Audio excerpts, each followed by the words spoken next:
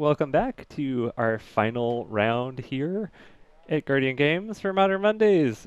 We're Portland Paper. We hang out and stream analog Magic the Gathering in the Northwest. I'm Travis Cooper, spending some time in the booth with. Ian Lunger.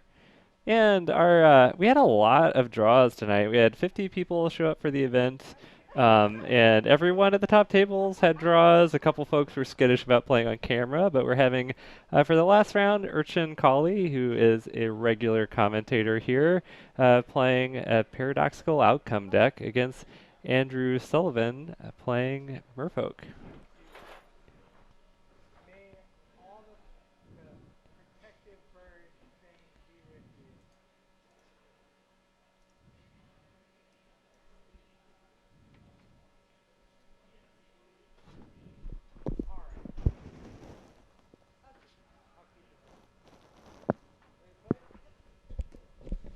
There's no way they could be 2-2 with only 5 rounds. They're both 2-1. No.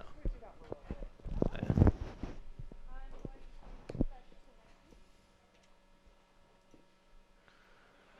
All right, Urchin starts out with a fetch to 19. It looks like Kevin wants me to get an IPA. I don't drink IPAs, Kevin, because when I do, I get like debilitatingly hungover. But I am drinking a PBR, hashtag not sponsored. But if you're watching Pabst Blue Ribbon, it'd be great if you want to sponsor the stream. They're definitely watching. They watch every stream.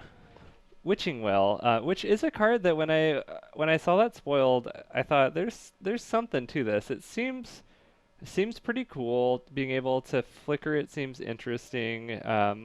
And just not having a lot of initial mana investment to be able to scry 2 and then draw 2 in the late game.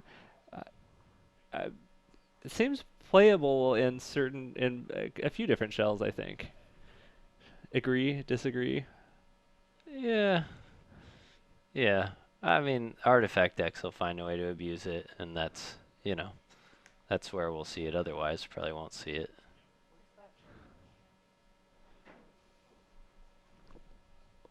All right, we get an ever-flowing chalice on 1 here, and Andrew's like thinking, I'm curious what's going on. And what's going on is that we're just going to have a lot of 0 or X casting cost artifacts that are going to hang out, do some things at a certain point. We're going to get a paradoxical outcome, draw a bunch of cards, and then the deck is really enabled by Psi is a big part of the puzzle. Also plays Urza, plays a few token makers in the main deck and sideboard. I think there's maybe one Monastery Mentor in the main deck. Can also make a bunch of Thopters here. You know, the thing about this matchup is that none of Urchin's creatures block anything. Saheeli is another part of the engine. And it looks like Andrew is playing the Force of Negations, which seems like kind of cool tech for Merfolk because all your cards are blue except for Aether Vial, It is. and most of them are going to be creatures, so you're still, able to put on some pressure, then like maybe ditch your worst creature, or Spreading Seas if you don't need it because your opponent's like already playing islands. I'm honestly very surprised that Andrew forced the Saheeli, as I think he wins the race against that card, and it doesn't actually provide blockers for his Merfolk in any case, because all of them have Island Walk. So I think I would have just let that resolve. Thoughts?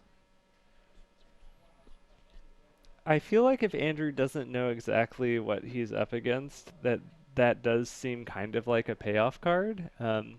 And I can understand forcing it. I'm not sure it was necessarily the correct decision. Also, I was told by Andrew at the beginning of this round that we're supposed to be really nice to him um, for being on coverage because he's kind of nervous. Oh, okay. So, All right.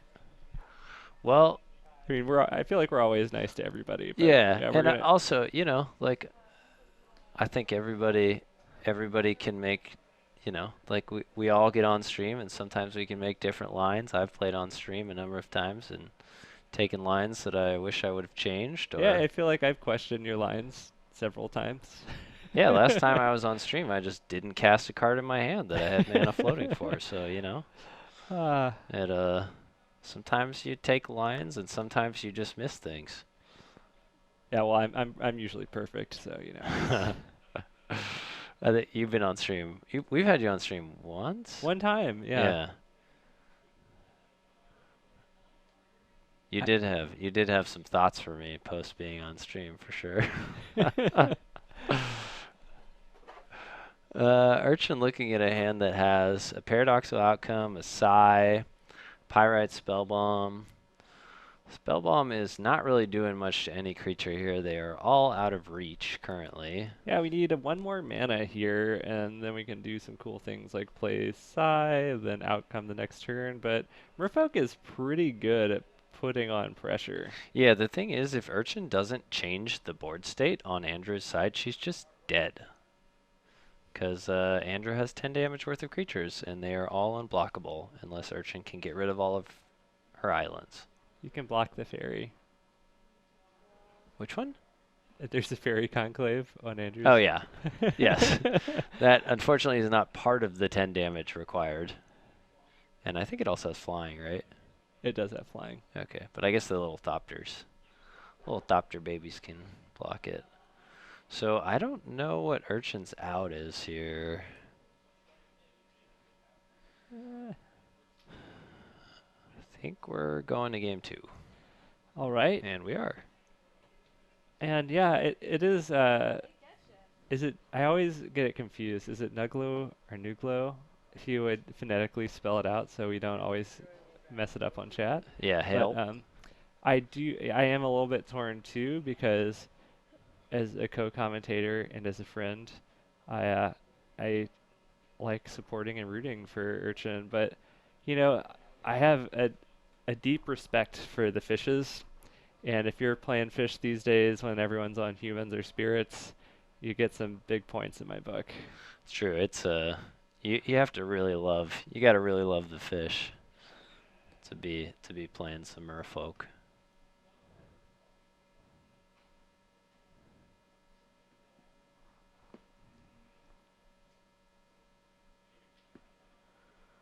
Oh, who's the streamer that always posts Merfolk content? Okay, Um, there we go. Nuglo. n- uh, can That's a good phonetic pronoun. Yeah, thank you. That's very helpful. do you remember who that is, Ian? Nikachu. Nikachu. Yeah, Yeah. I had the honor of uh of horribly losing the last round when I was undefeated at a GP against him in Vancouver a couple of years ago when he went on to I think get second at the GP somewhere. He top eighted Wow. it. Uh, but I I made such the wrong decision. I was playing Grixis control, and I like mulliganed to 5, and I was in fact sitting next to Corey Burkhart, who then ended up playing Affinity and just crushed his opponent. And then my opponent leads with Foil Island, and I just assumed they were some kind of control deck, and then I just got like completely destroyed by Spreading Seas. Oh. It was Oh, that's a tough way it to was awful, go. and I was feeling so good about my day. It just went downhill from there.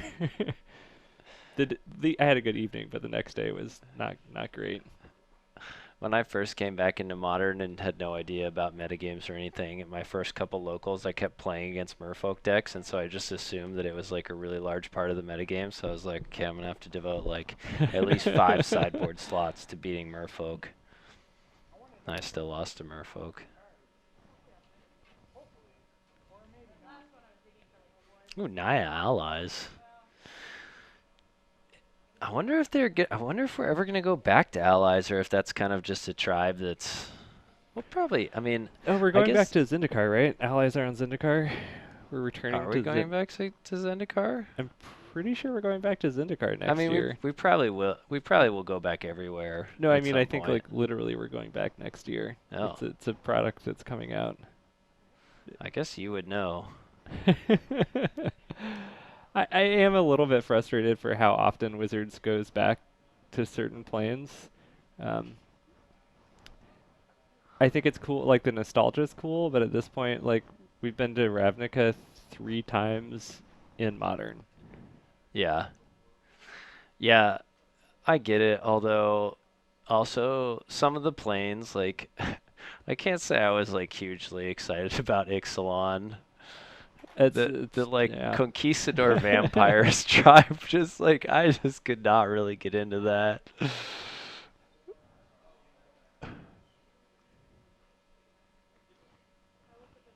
Maybe the vampires will be allies with werewolves, and we'll get a film tie-in with the sequel to What We Do in the Shadows. Uh, what's that? What's the book? Twilight? Are we gonna get Oh God! Twilight After the magic set? You did see the My Little Ponies like magic promo product that's oh, getting released? we don't need to talk about that because both players had an incredibly strong turn one. We had a Okay. wishing well, All right. which is one of the top one mana turn one plays in Wow. modern, This and is Aether Vial. somebody's really trying to change the subject. I can't talk about My Little Pony. All right. That's fine. Yeah, it was a smooth segue. So I imagine Andrew's going to be playing some fish this turn. Silvergill revealing another Silvergill.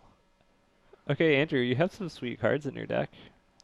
I will say you've made some aesthetic choices. That's the rivals of Ixalan, right? Full art. Okay, I have to correct chat where that is like 100% not true, and I can't talk about it because I don't maybe want to offend people if they do have some warm thoughts towards that IP. That's such a PC way to put it. We'll just leave it at that. Urchin does remember her bobble trigger. I think the last stream we had a maybe 10-minute conversation about forgetting bobble triggers, so I'm glad that Urchin remembered. Yeah, not even no dice on the library or anything else like that. It's pretty good.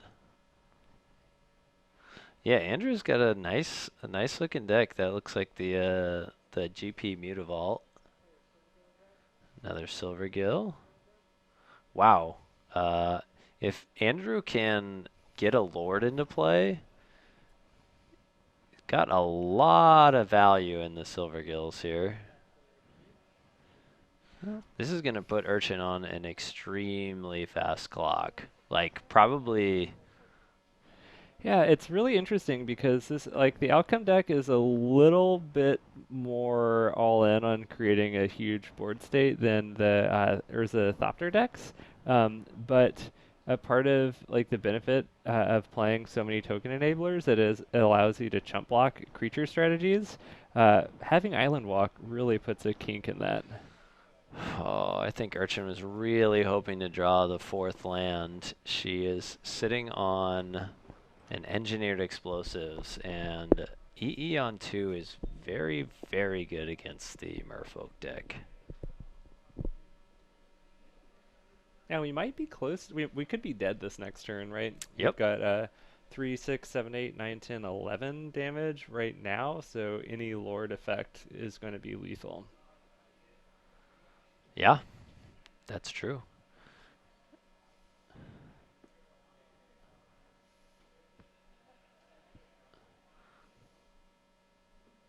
Urchin with head in hand, so Urchin does have a path.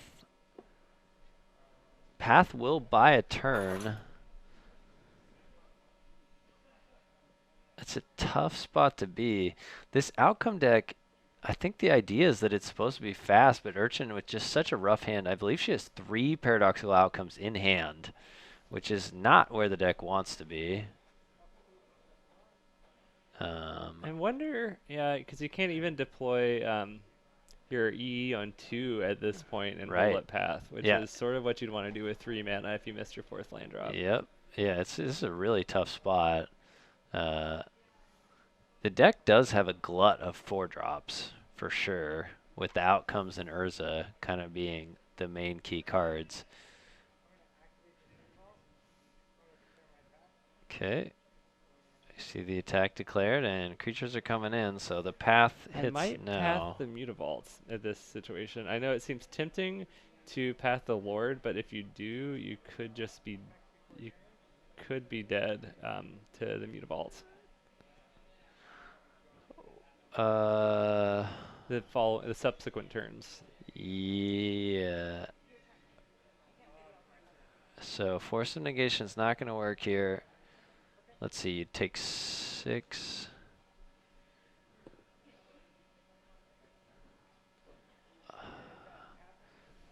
I think you'd still take 3 more turns with the Mutavault, right? So Well, you, now you have to deal with the other creatures. I don't know. well, you're gonna explosives. Like a win looks like you probably have to explosives next turn, right? Hey, maybe I just have some PTSD losing to the creature lands after I've dealt with the whole board. Yep. Oh, But Mox no. Opal. You, Oh, that's awkward. Oh no, no, yeah, no, you no. It you can works. do It it. works, Yeah. right? You You can can EE. You can then play the Opal. Opal. Yep. Oh, that's Rejection. game. Oh. Well, sometimes you find all your 4 drops. Yeah, and we knew that Andrew had that Force of Negation in hand too, and was holding on to a couple other cards. So it was, if you're Urchin, you probably think you're not going to resolve the explosives, but you got to try. Yeah, it seems like actually a pretty bad matchup for Urchin, honestly. The outcome deck is not really, or at least I guess we saw some fairly bad draws from it, but it doesn't seem to be that fast. Like, I imagine it needs to get to at earliest turn 3 to cast an Urza, and then can go off from there. Maybe can win turn 4 or turn 5. Yeah, I think. Well, I'm pretty sure Urchin's playing Imri, so you can have a kind of nutty turn 1 with Imri, where you set yourself up for a like kind of infinite mana on or not potentially infinite mana on turn 2. So Wait, how do you get infinite mana this on is turn correct. 2? Oh, this is with the double Moxen. Yeah. Oh yeah. Don't you need Jeskai Ascendancy to do that? Yeah, you need a way to untap. Hmm. Yeah, I don't. I don't know the deck super well. I'm kind of just shooting spit right now. We should really get Urchin in here to talk about how our deck is supposed to work. Well, we A can little bit of amateur hour here. chat if anybody wants to know what Urchin's deck is supposed to do. We can invite her into the booth and let her talk about it. So if Yeah. anybody's interested, feel free to sound off in chat. We'll get her in the booth to chat. Otherwise, I think we're gonna close it out for the evening. Oh, some metal power. Okay, it looks like someone wants to hear Urchin's opinion, so I'm gonna go grab her and let her explain what's going on.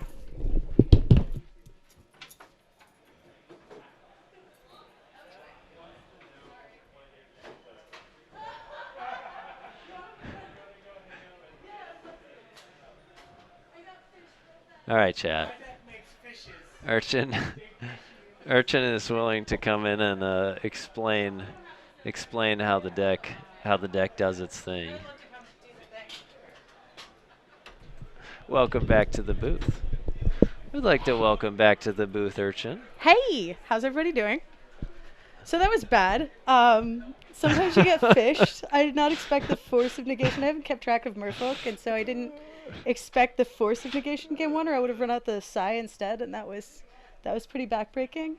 And Well, I was you couldn't digging. even block anything No, anyway. I couldn't block anything anyway, and that's why I boarded out of Psy. I was like, I need Yeah. these for mana and to, but, ugh, it No, was that bad. seemed really rough. It turns out a bunch of unblockable creatures that get bigger seem pretty good in this matchup. Yeah, So they're just fast. the main thing we were wondering about is like what is like a really good draw look like for your deck, and like how early can that deck win? Because it felt like the games that we saw, it was a little slow. Yeah, I didn't have the world's best draws. The deck is less about speed and more about resiliency. It can go off on like turn 4, but it's more likely to go off on turn 5-ish, but it's very resilient to hate. Um, Mostly what it aims to do is put together any pair of Urza, a token maker, and paradoxical outcome. And once you have all three, you're really doing it. But Paradoxical Outcome allows you to bounce artifacts that are very cheap, draw a ton of cards, replay them, triggering your token makers if you have them, floating a lot of mana off of Urza if you have Urza, and just generally draw into whatever pieces you're missing. The second game there, I was looking for the EE. The double fetch was a mistake. It was an error because I changed my plan. I sat there and I was gonna cast the EE so I could definitely blow it the following turn, but then I realized there was a Mutavault and I wouldn't survive. Right. And I wish I hadn't double fetched because it cost me 2 life and also it thinned my deck in a way that I didn't want to because I needed the 4th land because I just kept drawing 4 drops. Right. But there you have it. It Right. happens. Although, yeah, it didn't seem. You ultimately did draw the Opal, which would have functioned as the 4th land, but since your opponent had the answer in multiple ways with both the 4th of negation and a ceremonious rejection, it was going to be tough. I mean, just had to both games felt like tough sledding for you, but obviously having 3 paradoxical outcomes in your hand in your opener is not really how you draw it up. No. Like I had 2. Or 2 in and then I drew another one. But, it happens. And in game 1, I did that weird spellbomb cycle instead of casting Sai. I do regret running out the Amber when I did, but it did not matter. I tried to cycle the red spellbomb because I was thinking I have a 1 of white spellbomb in my deck, and if I can, or a blue spellbomb, like if I could bounce something or if I can gain 5, I don't know, maybe I'll live. But sure. Drawing to my 1 of outs. So, why would somebody pick up the deck that you're playing currently, and kind of what are some of your strong matchups? What are you looking to find, and why are you playing it in the current metagame? Okay, the deck is just, it's powerful. When it goes off, it really goes off. And it's very hate resilient. The reason I've been playing this deck, because I've been playing this deck from before Hogak was banned, honestly before anyone should have been playing this deck. But it doesn't care about the graveyard. It can win through a Stony Silence. It can win through a Thalia. It just really, really resists hate. And so it's very hard for people to interact with it. It's fairly fast. One of its problems is with faster combo matchups. So things like Amulet can be a bit of a problem. Storm can be a bit of a problem.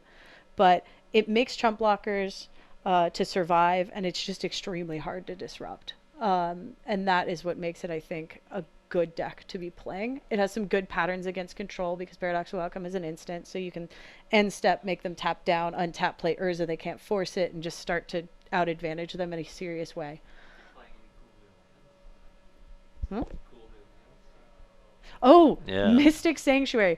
Let me tell you. Oh yeah, worth noting, SCG Philly this past weekend. It was team constructed, so it wasn't straight modern, but 3 of the top 8 decks, or 3 of the top 8 teams had Outcome as their modern seat. I really think, as I have a lot of opinions on how to build this deck. Oh yeah, if you want to follow me on Twitter and hear all of my stupid opinions about this, it's at Hayano. And also I'm starting to stream on Twitch. Oh, you should spell that for people. Yeah, no. Yeah, we'll put that in. My Twitch and my Twitter are the same. And I'm probably going to stream tomorrow or the next day. I'll stream something. Let me know if you want to see this or something else. Oh wait, this is Miserable Play Online. Anyway, moving on. Mystic Sanctuary. I think that if you're not running 1 copy of Mystic Sanctuary in this deck, you are making a huge mistake. Mystic Sanctuary is, I think, the most format warping card to come out of Eldraine. Like, we can talk about Emery and Oko and stuff, but Mystic Sanctuary, I think it completely changes the way control decks are constructed. And just having 1 in this deck with only 1 instant or sorcery in the main deck, which is Paradoxical Outcome, a fetch land means you never don't have a second one. You cast 1 and you always get to go again. And post board, you just like path another path, and it's insane. And you can play, with very little pain, you can adjust the mana base to be just all islands. And then you have these 8 fetch lands that will just go get Mystic Sanctuary. It's very stupid in a way that is very good for this deck. Yeah, it seems good. It's definitely a card that I'm interested in. I think Mono Blue Omnitellant Legacy is a deck that I think is going to get better. Tell me more. Of this card. I won't focus too much on it. Okay. We do have, we're getting short on time. However, we have not visited one of our favorite segments. And I do have a flavor of the week. Oh, we just do Text me. All right, so today's, flavor of the week. and feel free to read it. Well, I see this is a two-parter. I'm going to need your help. All right. All right. Are you ready? Yes. It's only a short jump. You go first. Aye. We go a different way now. So today's flavor is Goblin Spelunkers from Urza's Saga. An Look at old that set, quite the art. just really great for the card.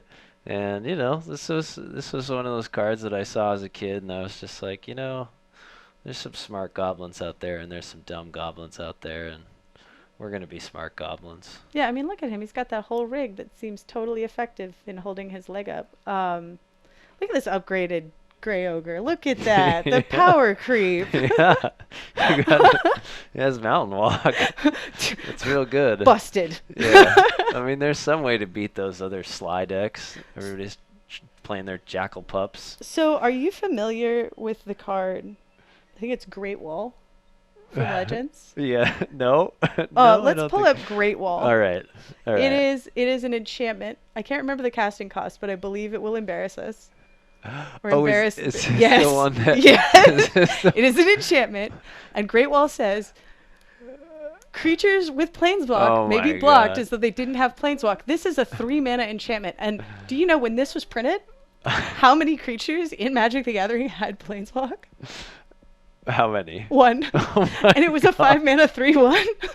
And so if you really wanted to counter that 5-mana 3/1, this was your answer.